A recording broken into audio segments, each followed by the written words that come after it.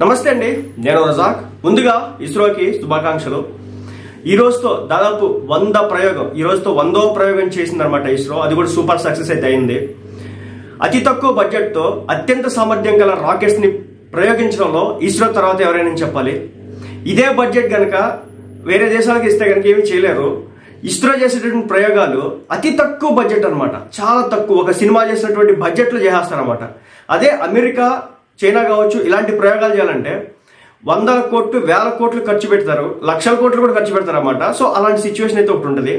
ఇది ఒక special video, ఎందుకంటే ఇస్రో ఈ రోజున తనని తాను ప్రపంచానికి ఎలా చూపించుకున్నా అంటే అత్యంత శక్తి సామర్థ్యంతో కూడినటువంటి సూపర్ పవర్ గా మారింది.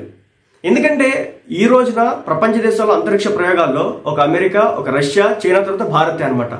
సో ఈ 4 దేశాలు మాత్రమే ప్రపంచాన్ని అంటే స్పేస్ ని ఏలుతున్నాయి. కాబట్టి ఆ మాట రావాల్సి వస్తుంది.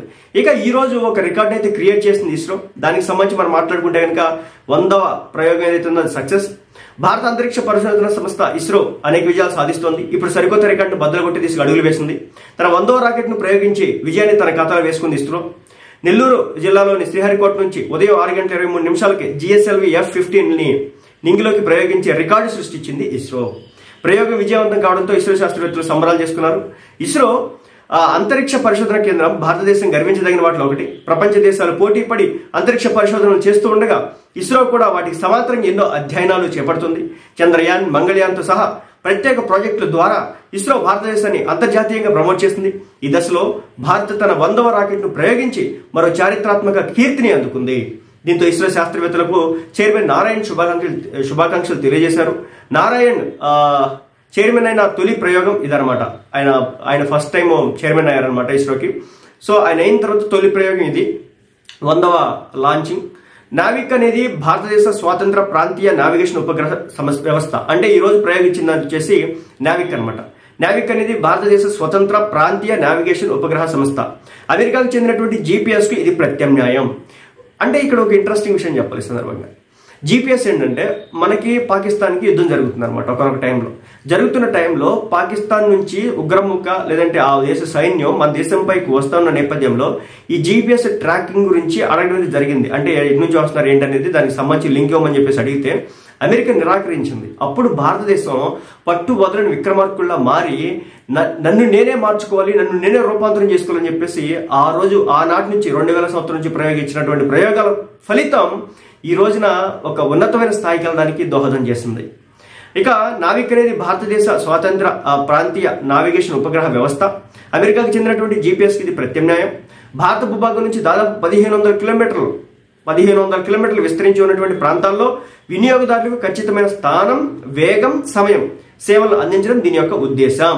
అంటే మన దేశంలో ఎటు నుంచి ఎటు వెళ్ళాలన్నా కూడా దీనికి సంబంధించినటువంటి మనం ఇంకా గూగుల్ మ్యాప్స్ లాంటివి వాడకుండా మన నావిక్ అనే మ్యాప్ ఉంటుంది అనమాట, దాని త్రో వెళ్ళిపోవచ్చు అనమాట. సమయం, సేవలు అందించడం దీని ఉద్దేశం. కొత్త శాటిలైట్ తో దేశీయ నావిగేషన్ వ్యవస్థ నావిక్ మరింత విస్తృతం కానుంది. ఈ ఉపగ్రహాన్ని బెంగళూరులోని శాటిలైట్ సెంటర్ లో రూపొందించగా ఇతర శాటిలైట్ సెంటర్లు సహాయాన్ని అయితే అందించాయి. నావిగేషన్ విత్ ఇండియన్ కాన్స్టలేషన్ అనేది భారతదేశ స్వతంత్ర ప్రాంతీయ నావిగేషన్ ఉపగ్రహ వ్యవస్థ.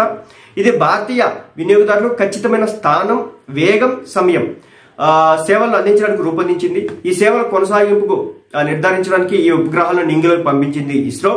NVS-02 ఈ NVS సిరీస్ లో 2వ ఉపగ్రహం. సో దీని బరువు వచ్చేసి 2250 కిలోలు. అదేవిధంగా పవర్ హ్యాండ్లింగ్ కెపాసిటీ వచ్చేసి 3 కిలోవాట్. ఖచ్చితమైన సమయ అంచనాలను నిర్ధారించడానికి NVS-02 స్వదేశీ, అదేవిధంగా దిగుమతి చేసుకున్నటువంటి రుబిడియం అటామిక్ గడియారాలతో అమర్చారు శాస్త్రవేత్తలు. దీని జీవితకాలం దాదాపు 12 సంవత్సరాలు. అంటే ఈరోజు ఏదైతే దీన్ని పంపించారో ఇది వచ్చేసి ఒక GPS లాంటిది. అంటే దానికంటే ఇంకా పవర్ఫుల్ గా వర్క్ చేయొచ్చు. అది మన దేశం వరకే.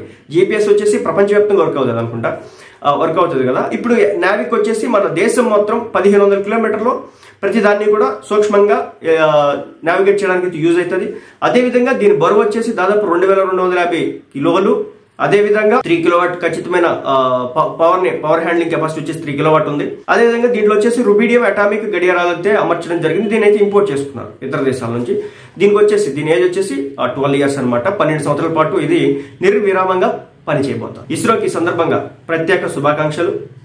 ఇస్రో డే బై డే దినాభివృద్ధి చెందుతోంది. ప్రపంచ దేశాలకు సవాళ్లు విసురుతోంది. నెక్స్ట్ రాబోయేది చంద్రయాన్, అదేవిధంగా అనేక గగనయాన్, ఇలా రకరకాల ప్రయోగాలు చేయబోతోంది. మరికొన్నేళ్లలో మనకంటూ ఒక స్పేస్ స్టేషన్ నిర్మాణం చేసే దానిలో భాగంగా కూడా కీలక ముందడుగైతే ఇటీవల పడింది. అందులో భాగంగా ఏదైతే డాకింగ్ ఉంటుందో దాన్ని కూడా 2 శాటిలైట్ ని పైకి పంపించి, ఒకదాన్ని ముందు పంపించి తర్వాత 3 సెకండ్స్ తర్వాత ఇంకో దాన్ని పంపించి రెండింటిని మరి డాకింగ్ చేయడం కూడా జరిగింది. అది కూడా సక్సెస్ఫుల్ అవడం జరిగింది. మొత్తానికి 2030 నాటికల్లా భారతదేశం కూడా స్పేస్ స్టేషన్ ఏర్పాటు చేయడంలో కీలక భూమిక పోషించబోతోంది.